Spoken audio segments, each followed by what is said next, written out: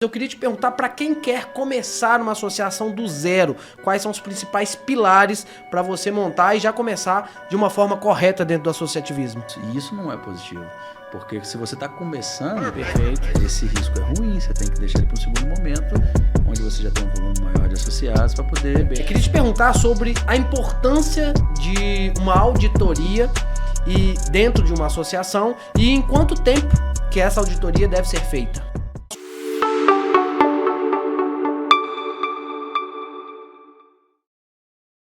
Fala comigo, jovem! E-Proteção está no ar e hoje nós vamos falar tudo sobre gestão atuarial. Então já sabe, não deixe de curtir o canal, dar o seu like para você que curte esse tipo de conteúdo.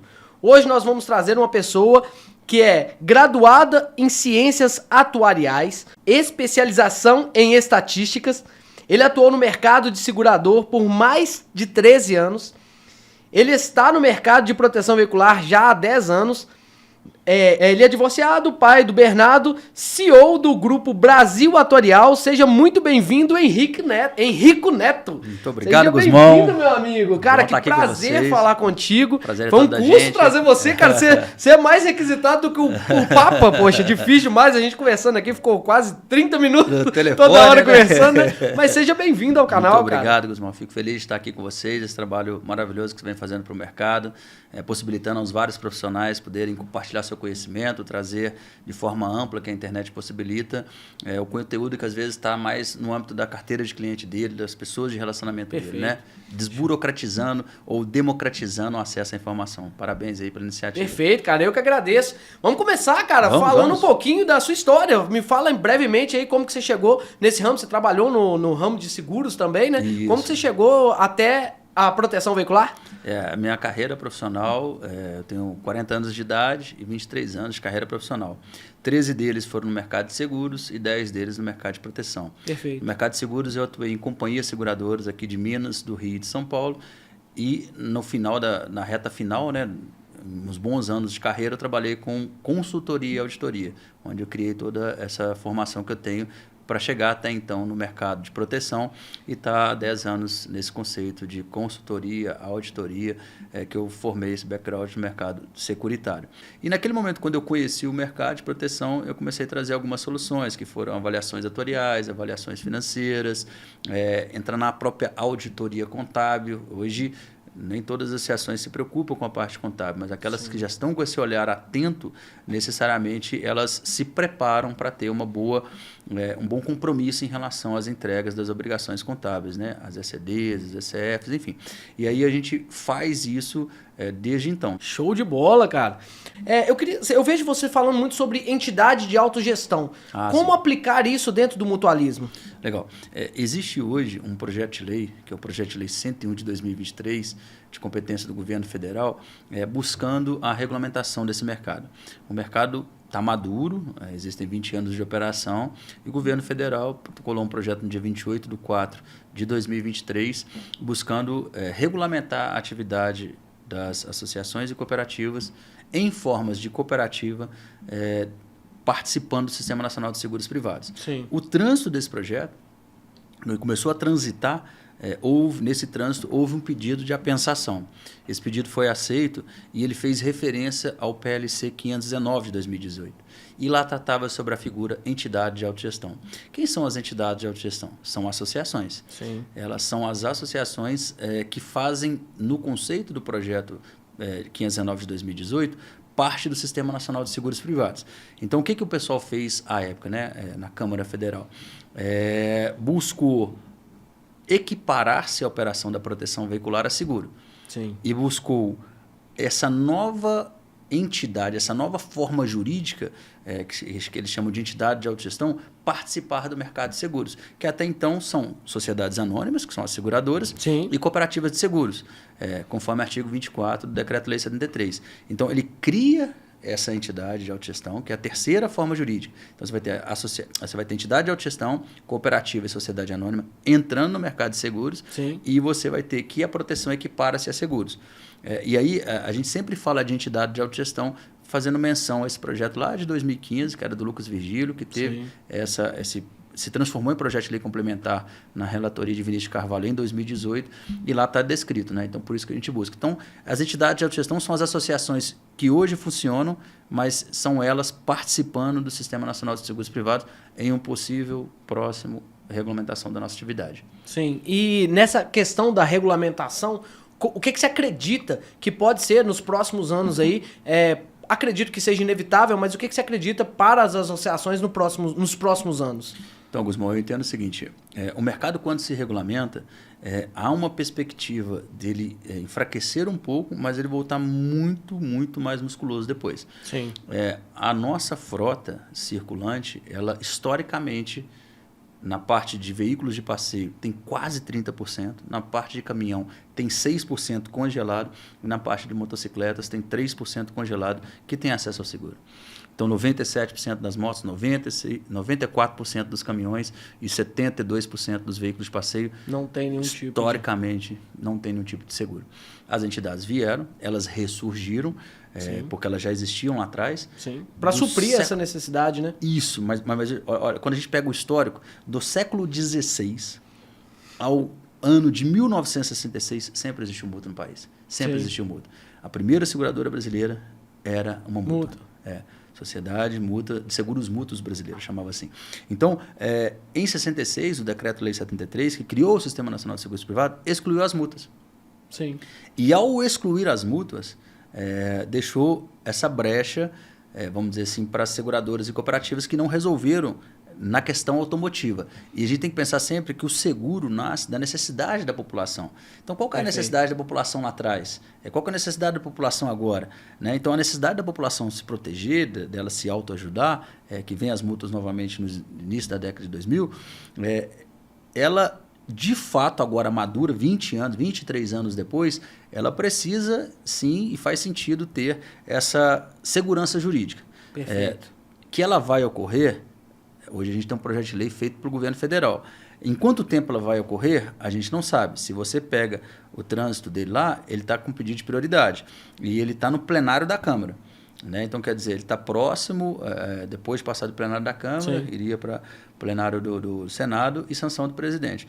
Nesse contexto, nessa linha de entendimento, a gente acredita que as mútuas poderiam, ao menos, observar. Eu acho que qualquer movimento agora pode ser algo muito preventivo, mas o que a gente entende e corrobora é que você não pode deixar de observar o que pede, você não pode simplesmente deixar isso acontecendo e ficar à deriva, porque se você precisar fazer um movimento rápido, você não está preparado.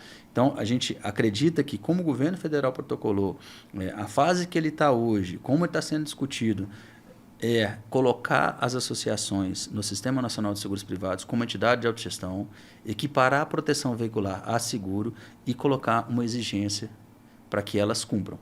Hoje não há essa exigência. Elas funcionam, eu acredito na legalidade, o judiciário, em algumas turmas, já demonstrou que isso existe, mas em outras turmas não.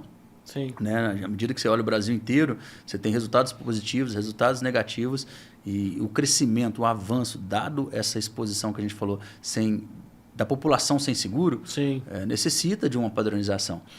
Que ela vai ocorrer nos próximos 2 anos. Aí você que é um diretor que está escutando a gente, está na E-Proteção aqui, você que está à frente da direção de uma entidade de proteção veicular, uma associação de proteção veicular, faz sentido, ao menos, observar o projeto de lei 101 de 2023, conversar com o seu advogado, fazer uma leitura ao parecer substitutivo do projeto de lei 519 de 2018, entender quem são essas entidades de autogestão, entender que a proteção equipara-se a seguro lá na proposta do projeto de lei, e se isso aprovar da forma que está, o que você precisaria fazer para se adequar, então, ter a sua operação continuada. Esse é o ponto 1. A gente entende que menosprezar não é o caminho. Agora, fazer nada, ficar olhando e ficar à deriva, a gente acha que, né, o comportamento não é adequado. Então, contribuímos da seguinte forma. As entidades de autogestão, do jeito que está, elas participam no Sistema Nacional de Seguros Privados, a proteção veicular equipara-se a seguro. Isso é um projeto de lei do governo federal que tem o pedido de prioridade na tramitação dele e está no plenário da Câmara. Esse é o nosso retrato. O que vai acontecer para frente é ele transitar e se passar com um texto que está hoje sem alteração, essas seriam as suas recomendações. Se preparar para ser uma entidade de autogestão. Se você gosta desse mercado na forma jurídica de associação, ou pensar no cooperativismo, se você começou a entender e fez sentido o cooperativismo. Show de bola. E o que as associações, né, tanto com os diretores e os presidentes das associações, devem fazer para estar junto ao Senado, para estar mais próximo a essa parte de alívio, que digamos assim, porque muita gente fala que é seguro fake, tem essa dúvida, como que as associações podem estar mais presentes dentro do Senado? Teria que fazer um movimento. Vamos lembrar historicamente para contribuir nesse ponto. Em 2015, quando o Lucas Virgílio, então o deputado Lucas Virgílio, colocou um projeto de lei para acabar com as associações, era o projeto de lei 3139, o texto inicial dele era para acabar com a associação. Sim. E ele teve um trânsito na Câmara Federal, houveram algumas audiências públicas. Houveram 3 audiências públicas. E as entidades representativas, tinha lá a APV, a FAM, a FENABEM, a FENACAT, discursaram na Câmara sobre o que era o mercado. A relatoria foi para Vinícius Carvalho e o texto inicial do 3139 de Lucas Virgílio, que era para acabar, se transformou em projeto de lei complementar, que tinha como objetivo regulamentar. Esse mesmo texto, lá de 2018, que é o 519 de 2018, ele vem à tona agora. Agora, vá se abrir novas audiências públicas para discutir esse projeto? A gente crê que não. O que poderia fazer, e foi recentemente proposto até pela APV, pela FAM, que todos fossem em Brasília, visitassem os deputados federais de sua região e apresentassem como funciona o mercado, como a coisa acontece, para difundir esse conhecimento e todos estarem cientes no momento da votação do que se trata esse mercado, do que é esse mercado.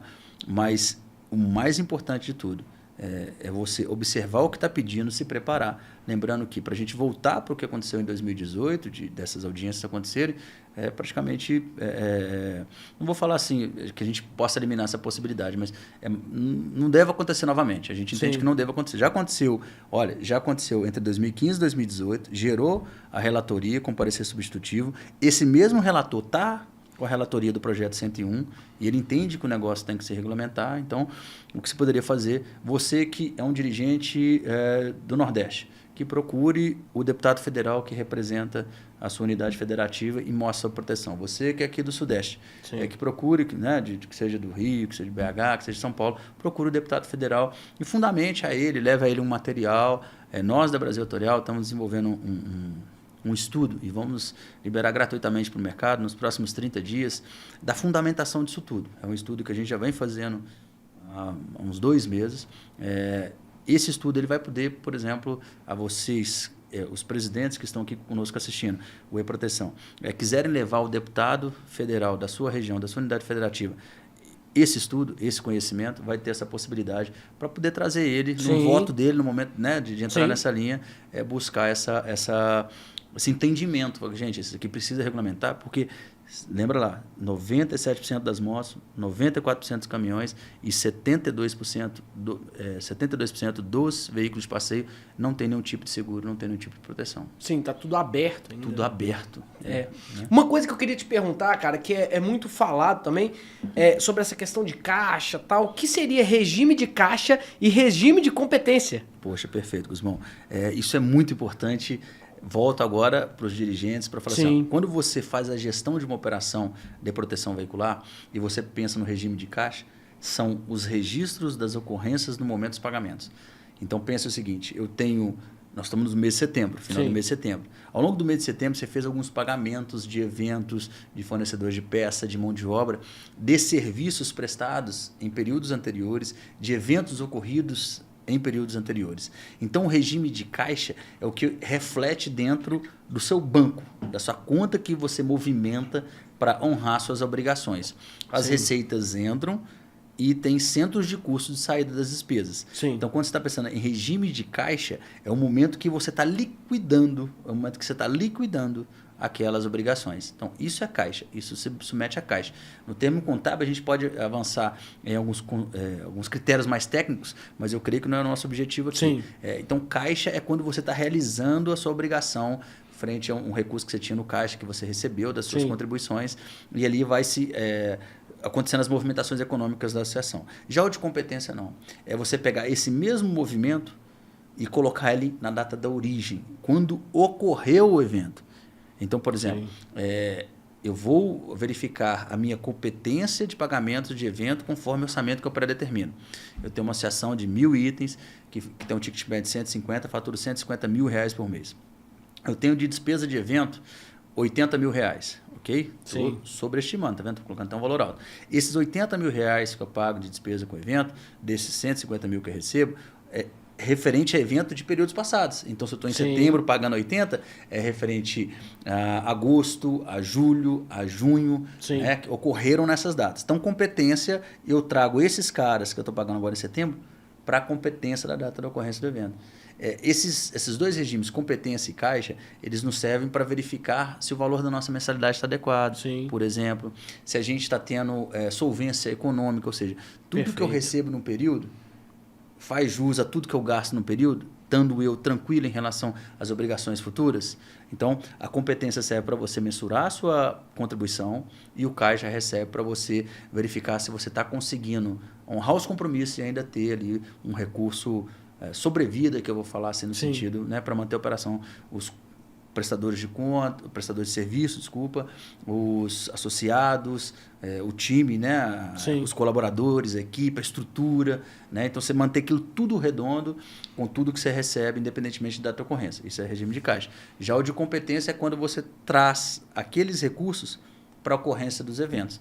E necessariamente os eventos são a ponta central ali de trazer para a competência, né? Sim. A gente sabe, cara, que existe uma pressão gigantesca, né, mediante as associações aí. Qual que é o maior gargalo da associação hoje dentro do mercado que o pessoal erra muito? Dentro da questão de valores, é dentro da contabilidade, é dentro da parte jurídica? O que as associações mais erram hoje no mercado? Na minha opinião, a parte jurídica está bem formada. Existem diversos prestadores que entenderam o socorro mútuo, que entenderam a jornada dos grupos restritos e fazem bons atos constitutivos, assessorando ali a entidade para boas práticas. Então, isso aí é bem definido, eu creio que a gente já superou. A parte contábil, nós temos alguns prestadores especializados, nós não temos tantos prestadores, contadores mesmo do terceiro setor da proteção veicular. E aí entra a importância de ter um contador específico dentro desse setor, né? Isso é muito importante. Senão você vai fazer registros contábeis seguros, tendo uma proteção bem estruturada nos seus atos societários. Então, você tem o seu advogado fazendo um bom trabalho, o seu contador não estando ali na mesma linha que o advogado, né, numa comunicação, contabilizando seguro, e quando você precisa que o seu advogado se defenda para fundamentar, e às vezes você vai utilizar as ECDs, as ECF, né, as obrigações contábeis, ali o advogado vai usar no curso do trabalho dele, se comprometendo. Né? Então, a lado contábil, o mercado tem muito a desenvolver. Tem, sei que contador que não entrou no mercado de proteção, sabe que ali você tem uma oportunidade. Mas mercado aberto, né? Um mercado aberto. Mas, obviamente, é complexo. Contabilidade de empresas que já são padronizadas é complexo. Esse seria o maior gargalo hoje das associações, ter uma contabilidade? Esse é um ponto que eu entendo como principal. Agora, existe o lado técnico também. Sim, uma deles eu queria até te perguntar sobre essa questão de como a associação trabalha com cotas. Como trabalhar essa formação de cotas, sendo que é diferente de seguro, né? Como as associações podem trabalhar com o regime de cota corretamente? Isso. Poxa, entra nessa parte muito interessante, porque o que diferencia a proteção veicular, né, que a gente vai falar do mutualismo das entidades, em relação às sociedades seguradoras, né? As sociedades seguradoras transferem risco. Então, ela define o preço da assunção desse risco, que é o prêmio de seguro. Já as entidades, não. Elas fazem rateio de despesas pretéritas. O que são esses rateios de despesas pretéritas? É a divisão, cotização. Aí nasce a cota. Então, a cota parte, a cotização das despesas pretéritas, ela faz jus aos modelos de rateio. Você pode ter rateio por média, por cota ou por proporção. Quando a gente fala da cotização, que é o mais adotado, é até mesmo o mais fundamentado em legislações passadas, a cota parte, né? A divisão. Quando o associado entra numa associação, ele tem uma quantidade de cotas referente ao veículo dele que vai proteger. Perfeito. Como é que essas cotas são definidas? A partir do valor FIP do veículo. né? Sim. Então, você pode fazer como antigamente se fazia, meia cota, uma e meia, duas, Sim. e até 100 cotas, e isso é infinito, né? Assim, Sim. você vai pegar o carro mais caro no Brasil e vai levar as cotas até lá.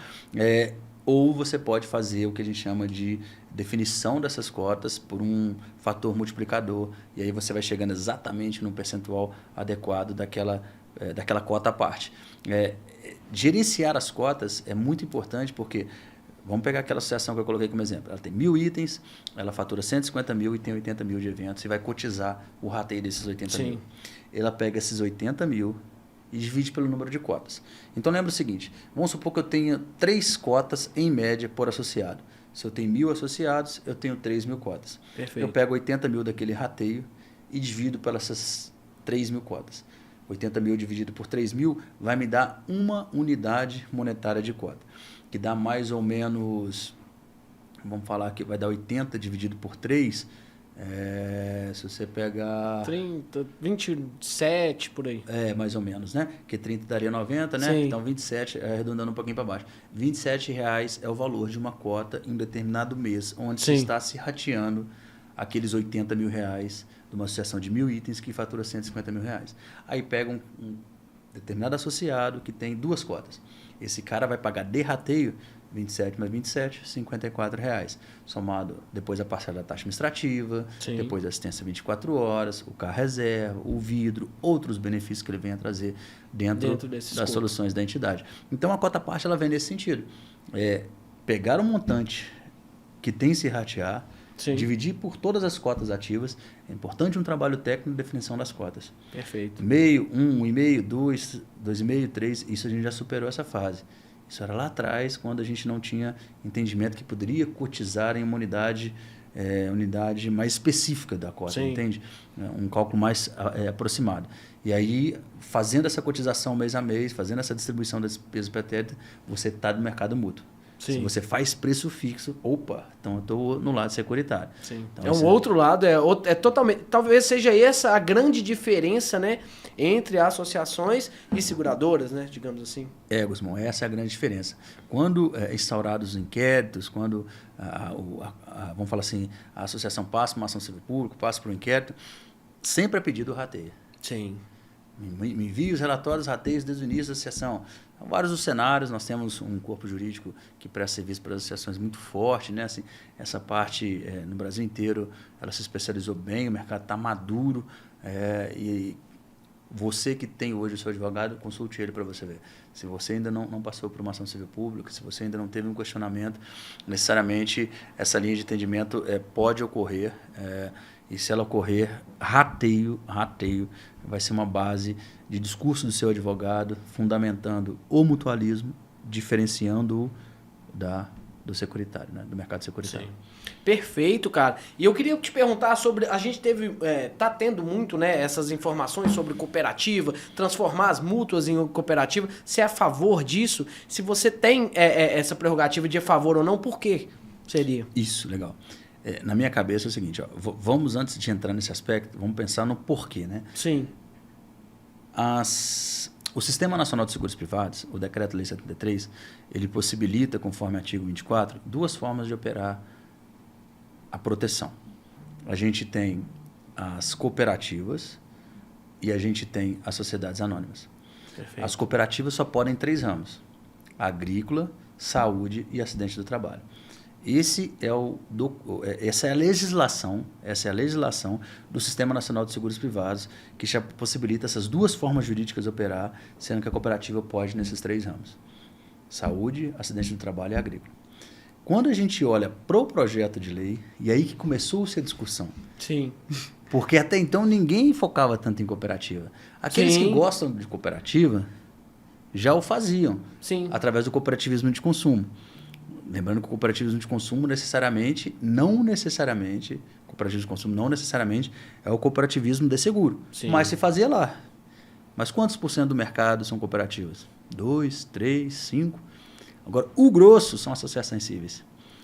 E aí, quando nasce o projeto de lei e as pessoas se movimentando, que é o certo se movimentar, gente, Sim. o projeto de lei está aí, tem que ler, tem que chamar seu advogado e se movimentar. Não é brincadeira. O movimento precisa acontecer, acontecer. Para qual lado você vai, se oriente, Sim. se informe e tome sua decisão. 28/4 nasce o projeto de lei. E no texto inicial do projeto de lei só falava em cooperativismo. Por quê? Ele falava que ele ia alterar o artigo 24 do Decreto-Lei 73, colocando, além desses 3 ramos que eu falei do cooperativismo, saúde, agrícola e acidente do trabalho, outros ramos que o Conselho Nacional de Seguros Privados tivesse como objetivo que ficasse fora o Sistema Nacional de Seguros Privados, que ficasse fora do modelo de sociedade anônima. Né? Sim. Ou seja, por que esses 3 ramos, agrícola, saúde e acidente do trabalho, ainda continuaram no cooperativismo lá em 66? Porque necessariamente a parte de seguro para eles, naquela época, não eram tão viáveis como é hoje. Sim. Todas as companhias de seguro, isso está disponível no site da SUSEP, que operaram no ramo agrícola, não tiveram grandes resultados. Não tem uma companhia que opera seguro agrícola com grandes resultados. Isso a gente consegue demonstrar em números, né? O número é absoluto, então a verdade ela se torna, só você ler e interpretá-la. Perfeito. Esse tipo de seguro ele cabe dentro do cooperativismo, que não visa o lucro, é complexo, eu não vou entrar nessa linha. Sim. Que não se tem a transferência de risco, não se tem essa transferência de risco como tem a sociedade anônima, e dá para fazer, vamos falar assim, o valor da contribuição ser justos para todos os cooperados que participam dela na cooperativa de seguros agrícola e ser mais saudável isso. Na parte de seguros das sociedades anônimas, isso não se ocorre comumente. Sim. Aí, vamos voltar lá no nosso raciocínio. 28/4 nasce, o texto inicial com esse objetivo do cooperativismo, o mercado se movimenta, várias pessoas abriram cooperativa, várias pessoas começaram a entender melhor o sistema cooperativista, a entender que de fato ele tinha alguns benefícios, e aí, nos primeiros trânsitos do projeto, houve a pensação. Aí, no que houve a pensação, volta-se o conceito das entidades de autogestão. Sim. Então, quer dizer que no futuro, se aprovar, eu posso ter as 2 formas jurídicas? Sim, você vai determinar aquela que faz mais sentido para você. Ó. Se você perguntar a minha opinião, eu deixo ela assim, ó, no conceito de entidade de autogestão no primeiro momento, porque ainda a gente não sabe sobre tributos, mas eu penso um pouco no cooperativismo, porque o ato cooperado não é tributável.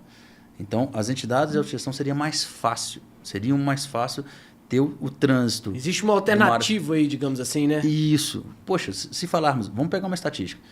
Vamos falar que nós temos 2.500 entidades ativas operando a proteção veicular. Perfeito. Vamos falar que 2.400 são associações. Se associações são as entidades de autogestão, conforme o projeto de lei, isso passa, se torna lei, é mais fácil pegar ela e adaptar à exigência mínima que vai ser estabelecida. Sim. Mas, todavia, nós temos que observar o seguinte, se no cooperativismo tivermos a isenção de impostos sobre os atos cooperados, vai ser mais barato ser cooperativa. Show. Isso não vai vir do mercado seguro, isso vai vir da Lei 5764, lá de 71, do conceito do cooperativismo. Então, entidade de autogestão e cooperativa, minha opinião, que seria mais fácil para o mercado inteiro continuar como entidade de autogestão. Sim. Só que se a parte tributária, que ainda não foi definida, mudar e mostrar mais vantajoso o cooperativismo, parece ser mais fácil, parece fazer mais sentido o cooperativismo. Fechado. Queria te perguntar sobre a importância de uma auditoria dentro de uma associação e em quanto tempo que essa auditoria deve ser feita. Isso é muito importante, Guzmão, porque, veja, nós temos um corpo jurídico maduro que presta serviço na fundação Sim. e nas realizações das assembleias anuais e até extraordinárias que ocorrem conforme necessidade. Nós temos um corpo contábil em desenvolvimento, ainda não tão maduro, com né, uma necessidade de amadurecer. Aí nós temos um corpo técnico que audita, que faz a parte de conferência, que faz a parte de troca de ideias, ali necessidade de, vamos dizer assim, boas práticas de mercado. Sim. E que pouco se fala, né, sobre isso, né? Isso.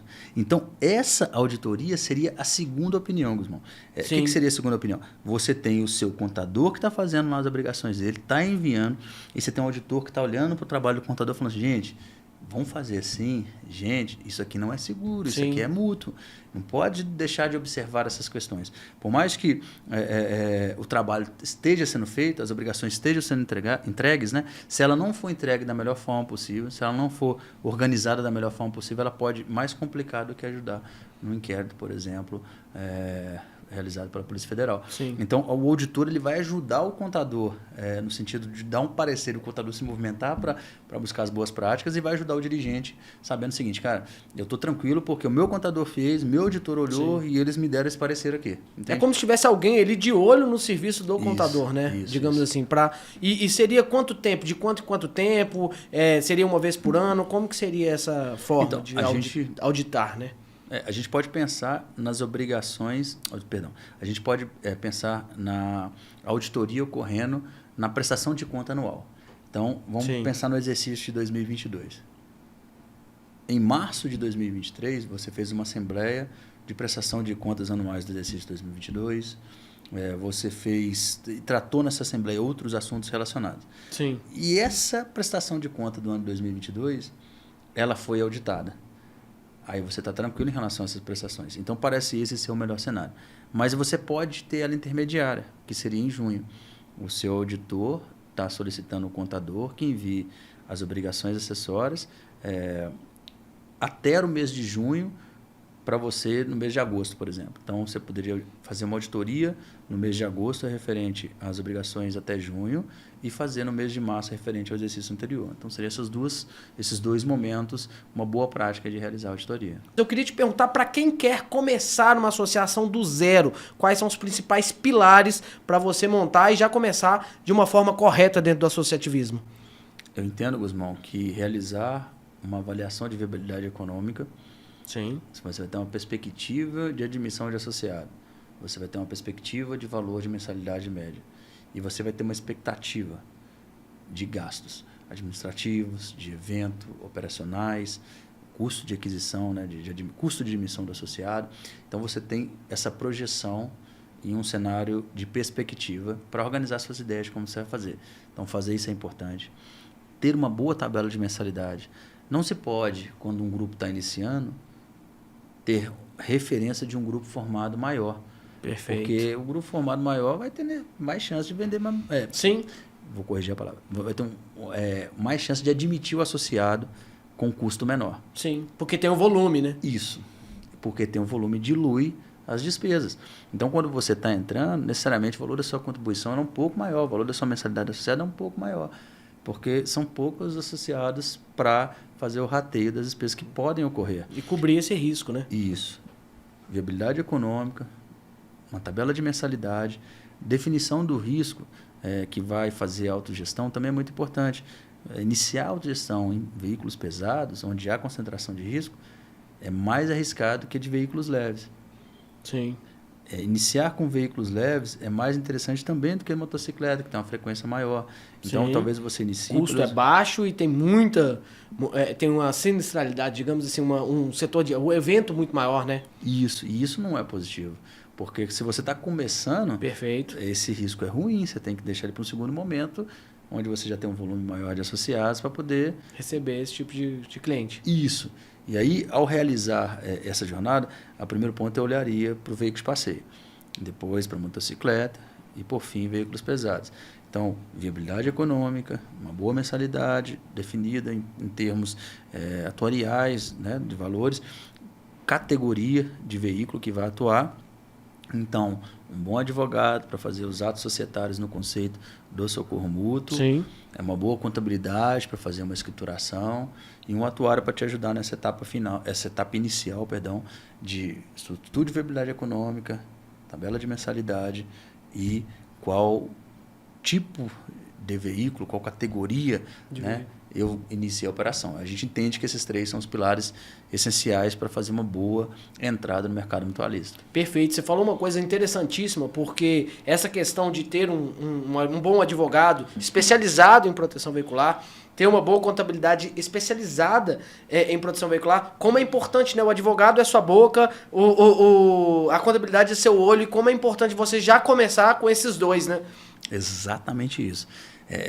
Vocês que estão nos escutando e não entraram, procurem um advogado especialista, procurem um contador especialista e talvez consulte-nos em relação a serviços atuariais e procure até outro, para que você faça bem definidos esses três pilares. E aí sim, ao entrar no mercado mutualista e começar a admitir associados que têm esse mesmo objetivo, né, o grupo restrito se formar, você saber assim, ó, fiz meu dever de casa, fiz as coisas certas, né? Perfeito. Esse é o ponto. Henrico, muito obrigado. Eu tive que te puxar pelo laço, né, hoje, porque eu sei que você é um cara muito ocupado, então a gente tem aqui um lapso de tempo aqui, que eu sei que você tem as suas outras responsabilidades. Então, eu vou deixar um espaço aqui para você falar do seu produto, para você falar um pouquinho da Brasil Atuarial, enquanto eu vou pegar 2, 3 perguntas aqui só pra gente finalizar o episódio. Então, e agradecer você. Agora tá aqui, é só você falar e pode falar o que você quiser dentro da sua perspectiva. Eu quero agradecer a você, Guzmão, a E-Proteção, que está fazendo um trabalho diferenciado.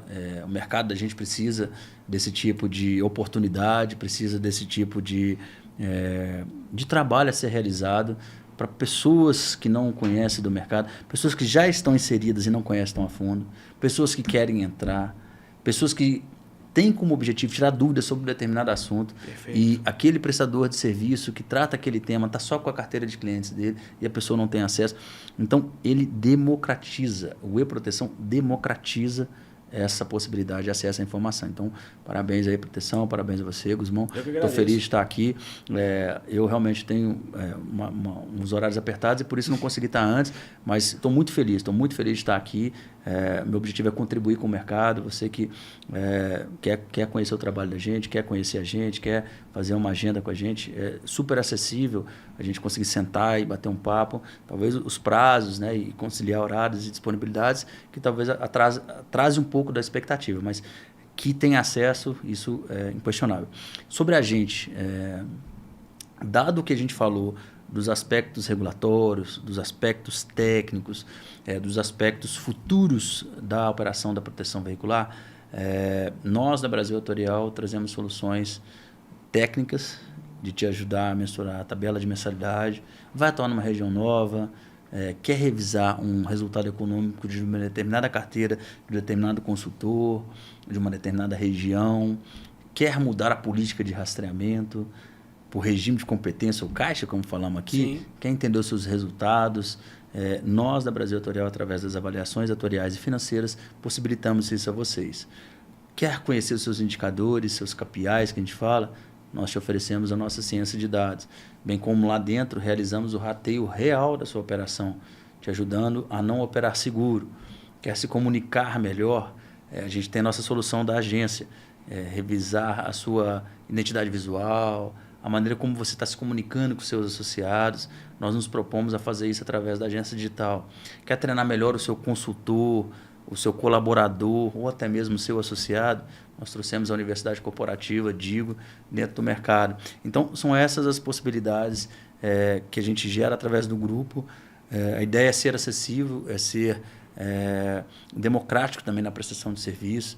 Nós somos do tamanho, de fato, do orçamento que você tem em relação aos nossos serviços. Nós vamos ajustando os escopos, né? E nessa linha de atendimento, nós, nos últimos 10 anos, nos propomos a fazer isso.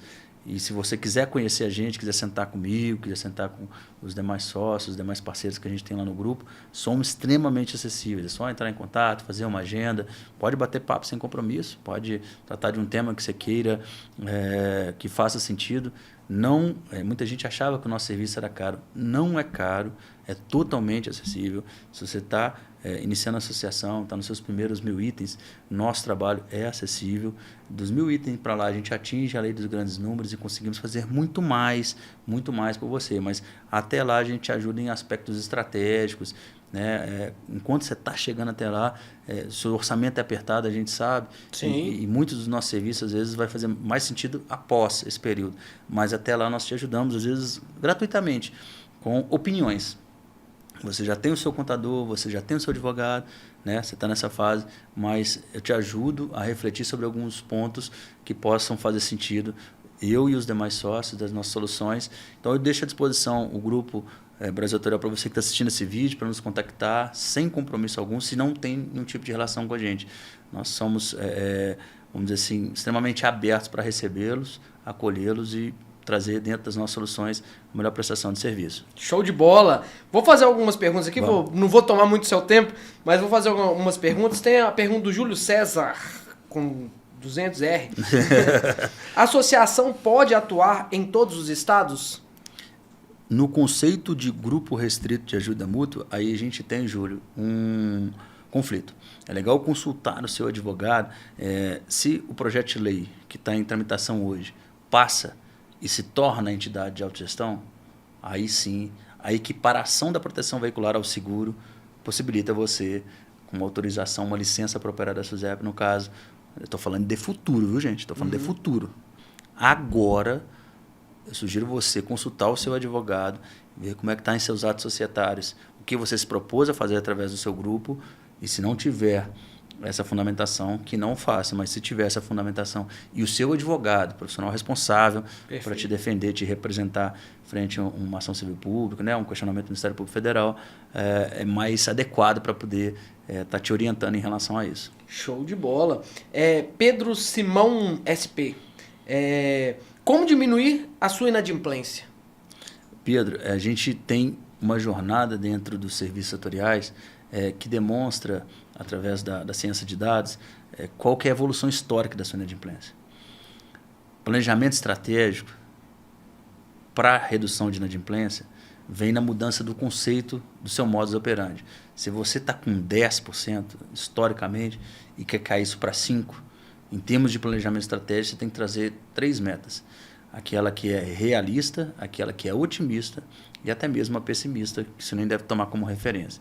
Pessimista seria se manter em 10. Realista seria descer para 7. E otimista seria descer para 5. E aí você senta com a sua equipe, após definir essas metas, e realiza bonificações.